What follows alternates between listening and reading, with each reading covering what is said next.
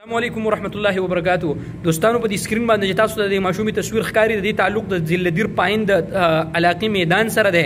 د دې ماشومي سره دا ظلم شوی دی چې د دې ماشوم نه د میدان خانیزم په پاکستان کې دا د ټولو نه یو ګټیا ترین شیز دی. خان څه ته وایي؟ خان زما د پیزار د خاوره خان دغه خان ته زویم که زما دا ویډیو ته اوري تا له شرم او حیا په کار د بېغیرته انسانه ته زور دی یو ماشومې جینۍ نه وباسي او هغه ماشومه جینۍ چې هغه یتیمه ده.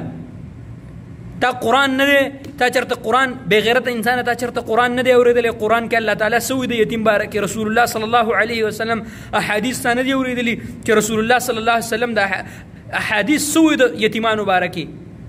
او د دې ماشومې سره مونږ سوشل میډیا باندې څنګ په څنګ ولاړ یو او تا ته مونږ دا وایو د میدان مقامی انتظامیې ته مونږ وایو چې فوراً دا ګټیا ترین انسان دی گرفتار شي او دې ماشومانو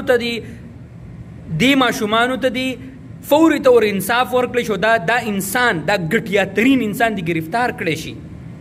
ته زور دی او ماشوم یتیمې نه وباسي. که ته سړی وي او پښتون وي نو تا به مقابله د ځوانانو سره به دې کړې وی او انشاءالله اوس به ستا تصویرونه او ستا ویډیوګانې به میډیا ته راځي چې ته څومره ځوان یې. ته د ماشوم او ته بیا ماشومې جینۍ له دمکي ورکوې چې دا ماشومه به هم زما په کور کې کار کوي. یو خو دا د چایلډ پروټیکشن کې دا راځي چې تا د په ماشومه جینۍ ستا په کور کې څنګه کار کوي نابالغه.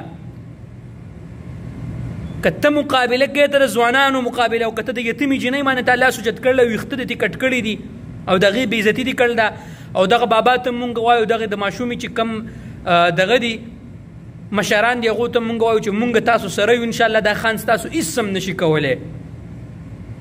ټیک شو جناب؟ زما واټسپ په دې نمبر باندې دی. خانه زه تا ته دا وایم د دې ماشومې انشاءالله د مونږ سوشل میډیا چې څومره اکټیویسټ دی دې تپوس به ستانه مونږ انشاءالله کوو. که انتظامي ستانه تپوس ونه کړو انشاءالله نو مونږ به ستانه دې تپوس کوو. او دغه اخر کې زه د خپلې بچۍ ته وایم انشاءالله چې مونږ ټول تا سره څنګ په څنګ باندې ولاړو، هېڅ قسمه د یرې دغه تا ته نشته او مونږ تا سره انشاءالله څنګ په څنګ باندې ولاړ یو.